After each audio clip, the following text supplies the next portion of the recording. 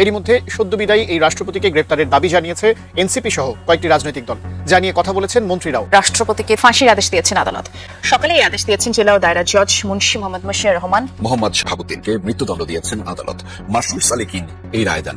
মাত্র 5 কার্যদিবসে বিচার প্রক্রিয়া সম্পন্ন করে রায় প্রদান দেশের বিচার ব্যবস্থার ইতিহাসের রেকর্ড। আমরা যখন ভারতের গালে ঠাড়াইয়া থাপ্পড় দিতে চাই, নরেন্দ্র মোদীকে যে ঠাড়াইয়া যে থাপ্পড় দিতে পারবে সেই জন্য বাংলাদেশের রাজনীতিতে শীর্ষ চেয়ারে বসে, সেই সময়ে জামাত বিএনপি দুইজনই টানাটানি লাগছেন ডক্টর মোহাম্মদ ইউনূসকে প্রেসিডেন্ট বানাতে। জনাব তারেক রহমান প্রস্তাব দিয়েছেন যে প্রেসিডেন্ট হিসাবে আপনাকেই আমি প্রস্তাবনা করছি। 24পন্থী জুলাইপন্থী জনতার জন্য একটা সুখবর। জুলাইয়ের অন্যতম শত্রু ভারতের টেস্টেড অ্যান্ড ট্রাস্টেড দালাল শাহাবুদ্দিন চুপ্পুর বিরুদ্ধে আইনি পদক্ষেপ শুরু হয়ে গেছে। আসলে এটা একটা সুখবর এবং তিনি বাঁচতে পারবেন বলে মনে হচ্ছে না। অর্থাৎ মোহাম্মদ শাহাবুদ্দিন পর্ব শেষ হলো এখানে।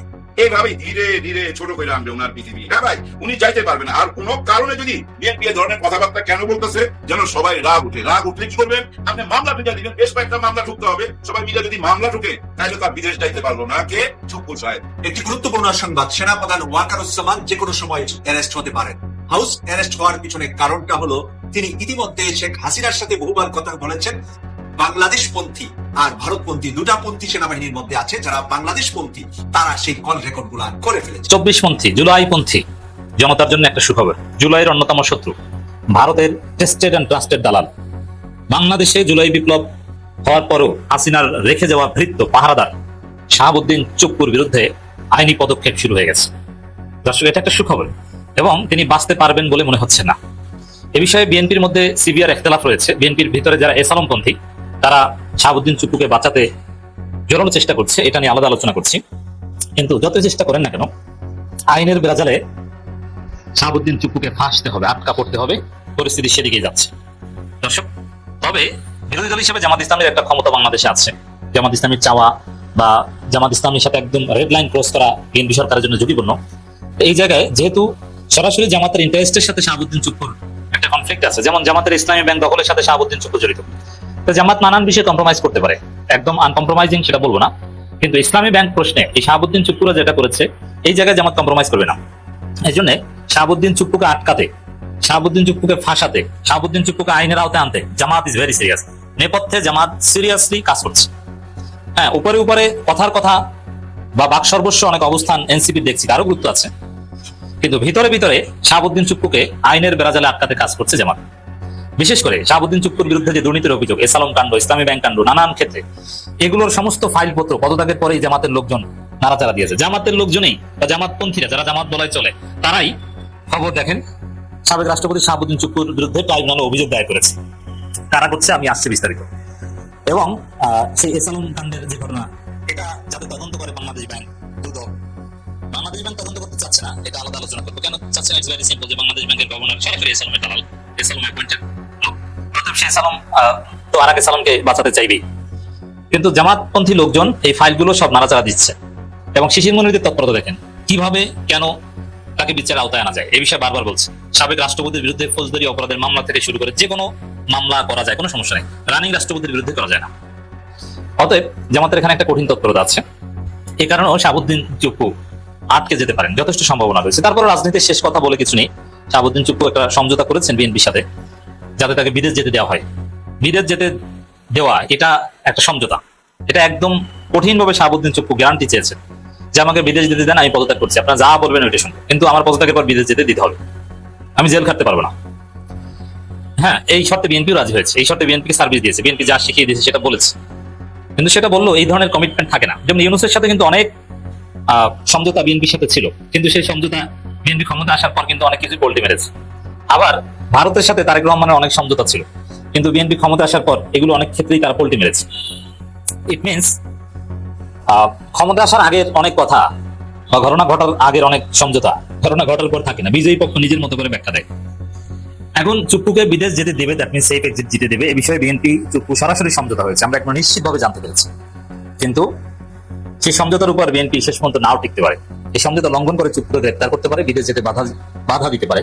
এবং অলরেডি বিএনপির একটা অংশ সিরিয়াসলি চাচ্ছে যে চুপ্পুকে বিদেশ যেতে দেওয়া যাবে না, গ্রেপ্তার না হলেও বিদেশ যেতে দেওয়া যাবে না। সেখানে অলরেডি সিএমএসে চিকিৎসা নিতে বলা হয়েছে যে আপনি সিএমএসে ডাক্তার দেখান, আর ডাক্তার যদি দরকার হয় বিদেশ থেকে, আমির জামাত কথা বলেছেন যে বিদেশ থেকে আনবো, কিন্তু ভাই বিদেশ যাওয়ার নাম নিয়ে না, সেই জায়গায় চুপ পাটকে যেতে পারে। এই যে দৃশ্যপট এতক্ষণ যেটা বললাম, এটা আমাদের জুলাই পন্থীদের জন্য একটা সুখবর যে জুলাইয়ের একজন সরাসরি জুলাইয়ের শত্রু, গণহত্যাকারীর দোষর, সে সেই জিত পাবে। এতদিন রাষ্ট্রপতি ছিল, এটাই তো আমাদের জন্য লজ্জার। এখন আমার সেই জিত পাবে, এটা হতে পারে। তবে যেভাবে চারিদিকে তাকে চেপে ধরা হচ্ছে, মামলা, শিশির মনিদের ব্যাখ্যা, এটা আমাদের জন্য নিঃসন্দেহে আনন্দের খবর। আর বিএনপির একটা অংশ এক্ষেত্রে আন্তরিক।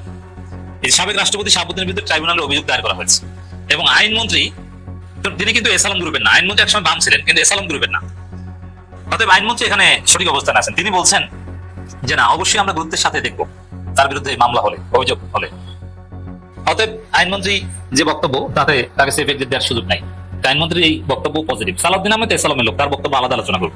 আমরা যখন ভারতের গালে ঠাড়াইয়া থাপ্পড় দিতে চাই, নরেন্দ্র মোদীকে যে ঠাড়াইয়া যে থাপ্পড় দিতে পারবে সেই জন্য বাংলাদেশের রাজনীতিতে শীর্ষ চেয়ারে বসে সেই সময়ে জামাত বিএনপি দুইজনই টানাটানি লাগছেন ডক্টর মোহাম্মদ ইউনূসকে প্রেসিডেন্ট বানাতে। আর গতকাল জনাব তারেক রহমানের পক্ষ থেকেও প্রেসিডেন্ট করার প্রস্তাব দিয়েছেন বলে এখন আলোচনা করছেন বিএনপির শীর্ষ নেতারা। বিএনপির শীর্ষ নেতারা এভাবে বলছেন যে জনাব তারেক রহমান প্রস্তাব দিয়েছেন যে প্রেসিডেন্ট হিসাবে আপনাকে আমি প্রস্তাবনা করছি। ডক্টর মোহাম্মদ ইউনূস স্যারের তো কোনো সমস্যা নাই, দুই জায়গা থেকে এত সুন্দর দাওয়াত, তাই উনি কেন বসে থাকবে এভাবে?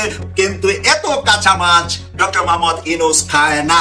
ডক্টর মোহাম্মদ ইউনূস অনেক পাকা মাছ খাওয়া, পাকা খেলোয়াড়, বড় মাঠের খেলোয়াড়। আরেকটা কাজ, উনি হয়তোবা ঠান্ডা মাথায় কঠিন বিলিয়ন মানুষটা তারেক রহমান সাহেবকে হাতে নিয়ে এখন বাংলাদেশের যত সমস্যা আছে সব সমস্যার সমাধান করবেন। এই কথার উপরে বাংলাদেশের সবকিছু পরিবর্তন করা সম্ভব এখন ডক্টর মোহাম্মদ ইউনূস স্যারের পক্ষে। আন্দোলনের মুখে কেন্দ্রীয় শিক্ষামন্ত্রী ধর্মেন্দ্র প্রধান পদত্যাগ করেছেন। হ্যাঁ, প্রবল গণ আন্দোলনের চাপে মাথা নত করতে বাধ্য হয়েছে দিল্লির মোদী সরকার। কিন্তু তাতেও কি থামছে ক্ষোভের আগুন? একেবারেই না। উল্টো এবার টার্গেট খোদ পশ্চিমবঙ্গের মুখ্যমন্ত্রী শুভেন্দু অধিকারী। দিল্লির মসনদ কাঁপিয়ে এবার কলকাতা রাজপথে আছড়ে পড়েছে এক ভয়াবহ সুনামি। আর সেই সুনামির গর্জন একটাই, শুভেন্দু অধিকারীর পদত্যাগ চাই। কেন একজন কেন্দ্রীয় মন্ত্রীর এত বড় বলিদানের পরেও শান্ত হচ্ছে না ছাত্র সমাজ? আর কেন এবার হিন্দু সংখ্যাগরিষ্ঠ রাজ্যে খোদ হিন্দুদেরই পেটে লাথি মেরে আজ গদি হারানোর চরম আতঙ্কে কাঁপছেন শুভেন্দু? পর্দার আড়ালের এক চাঞ্চল্যকর ও রোমহর্ষক সত্য জানতে এই ভিডিওটি একদম শেষ পর্যন্ত দেখুন, কারণ আজকের এই বিশ্লেষণ আপনার এতদিনের সমস্ত রাজনৈতিক হিসেব নিকেশ পাল্টে দেবে। গতকালকের সবচেয়ে বড় ব্রেকিং নিউজ ছিল কেন্দ্রীয় শিক্ষামন্ত্রী ধর্মেন্দ্র প্রধানের নাটকীয় পদত্যাগ। সরকারের শীর্ষ মহল ভেবেছিল মন্ত্রীর এই বলিদানের পর হয়তো ছাত্র জনতার ক্ষোভের আগুন কিছুটা প্রশমিত হবে, তরুণ প্রজন্ম হয়তো শান্ত হয়ে ঘরে ফিরে যাবে। কিন্তু বাস্তব চিত্রটা সম্পূর্ণ উল্টো। এই পদত্যাগ আন্দোলনকারীদের কাছে এক বিশাল বিজয়ের বার্তা নিয়ে এসেছে। এই ঘটনা যেন জ্বলন্ত আগুনে এক গ্যালন ঘি ঢেলে দিয়েছে। দিল্লির বুক চিরে যে ছাত্র যুব সমাজ খোদ প্রধানমন্ত্রী নরেন্দ্র মোদীকে হাঁটু গেড়ে বসতে বাধ্য করেছে, তারা এখন নিজেদের আসল শক্তিটা চিনে গেছে। তারা বুঝে গেছে রাজপথ দখল করতে পারলে কোনো স্বৈরাচারী শাসকই আর টিকতে পারে না। আর সেই অপ্রতিরোধ শক্তির আস্ফালন আজ আছড়ে পড়েছে কলকাতার বুকে।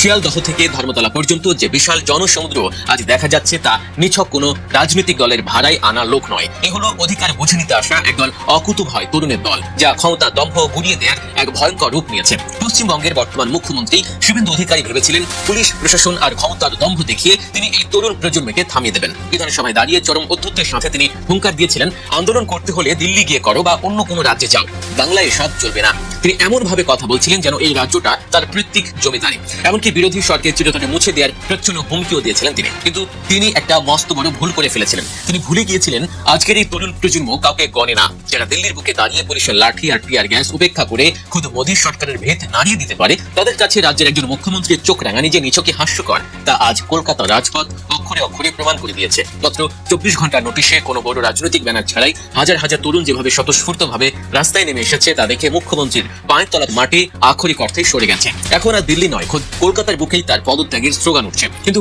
হঠাৎ করে শুভেন্দু অধিকারীর বিরুদ্ধে এই ক্ষোভ এতটা তীব্র হলো কেন? কেন তার পদত্যাগের দাবি আজ এতটা জোরালো? এর পেছনের আসল কারণটা জানলে আপনি শিউরে উঠবেন। ক্ষমতায় আসার আগে এই বিজেপি সরকার এবং বিশেষ করে শুভেন্দু অধিকারী সবচেয়ে বেশি ভরসা দিয়েছিলেন এই রাজ্যের হিন্দু সম্প্রদায়কে। হিন্দু সংখ্যাগরিষ্ঠ এই রাজ্যে যখন মুসলিমরা সংখ্যালঘু, তখন হিন্দুদের একটা বিশাল প্রত্যাশা ছিল এই সরকারের কাছে।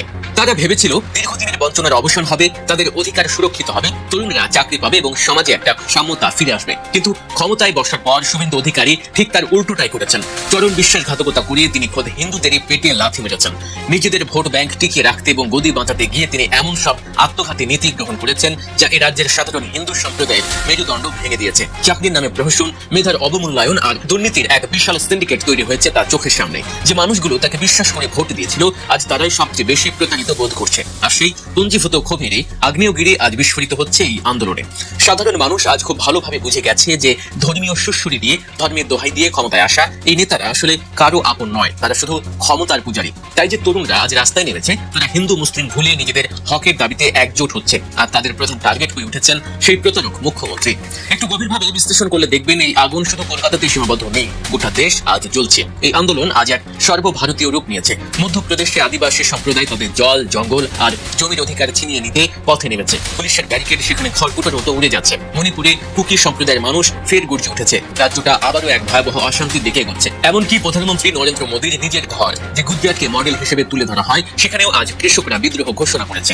ওদিকে পাঞ্জাবের কৃষকরা তো সমস্ত বাধা, সমস্ত ব্যারিকেড ভেঙে দিল্লির দিকে ধেয়ে আসছে। কর্পোরেটদের স্বার্থে দেশের কৃষি বাজারকে বিক্রি করে দেওয়ার যে ষড়যন্ত্র, তার বিরুদ্ধে এই গণ অভ্যুত্থান আজ এক বিশাল আকার ধারণ করেছে। একটু ভেবে দেখুন, যে সরকার 24 সালের লোকসভা নির্বাচনে একক সংখ্যাগরিষ্ঠতা পায়নি, মাত্র 240টি আসনে আটকে গিয়ে আজ নীতিশ কুমার আর চন্দ্রবাবু নাইডুর মতো দুজন নেতার ক্র্যাচের উপর ভর করে খুঁড়িয়ে খুঁড়িয়ে চলছে, তাদের এত কিসের অহংকার? সমীক্ষা বলছে দেশের 86% মানুষ এই সরকারের পতন চায়। 86%। এই পরিসংখ্যানটা কোনো সাধারণ ব্যাপার নয়। এর মানে হলো গোটা ভারতবর্ষ আজ এক বারুদের স্তূপের উপর বসে আছে। আর এই ছাত্র জনতার আন্দোলন হলো সেই বারুদে ফেলে দেয়া জ্বলন্ত দেশলাইয়ের কাঠি। নীতিশ কুমার বা চন্দ্রবাবু নাইডু যদি আজ সমর্থন তুলে নেয়, তবে কালই সরকারের পতন ঘটবে। এত দুর্বল একটা ভিত্তির উপর দাঁড়িয়েও তাদের এই যে স্বৈরাচারী দম্ভ, তা সত্যি বিস্ময়কর। আজকের দিনে দাঁড়িয়েও যদি এই শাসক গোষ্ঠী সাধারণ মানুষের চোখের ভাষা পড়তে না পারে, যদি তারা ভাবে যে পুলিশ প্রশাসন, র্যাব আর দলীয় ক্যাডার দিয়ে এই গণ আন্দোলনকে গায়ে জোরে দমন করবে, তবে তারা চরম মূর্খের স্বর্গে বাস করছে। শিক্ষামন্ত্রী ধর্মেন্দ্র প্রধানের পদত্যাগ তো সবে শুরু, এটা তো ট্রেলার মাত্র, আসল সিনেমা এখনো বাকি। এরপরেও যদি তারা ডিলিমিটেশন বা অন্য কোনো বিতর্কিত বিল পাশের চেষ্টা করে, তবে পরিস্থিতি এমন ভয়াবহ হবে যা কল্পনা করার বাইরে। ক্ষমতা দম্ভে অন্ধ হয়ে যাওয়া নেতারা ভুলে গেছেন যে জনতা যখন খেপে যায়, তখন দেয়ালে পিঠ থেকে যায়, তখন কোনো ব্যারিকেড, কোনো জলকামান, কোনো টিয়ার গ্যাস বা লাঠি চার্জ তাদের আটকাতে পারে না। ইতিহাস সাক্ষী আছে এই ধরনের স্বৈরাচার আর অহংকারী শাসকদের শেষ পরিণতি সবসময় অত্যন্ত করুণ হয়। প্রতিবেশী অর্থাৎ বাংলাদেশের দিকে তাকালেই তার প্রমাণ পাওয়া যায়। হয়তো সেই দিন আর খুব বেশি দূরে নেই যেদিন ক্ষমতা দম্ভ দেখানো এই অহংকারী নেতাদের জনরসের হাত থেকে নিজেদের প্রাণ বাঁচাতে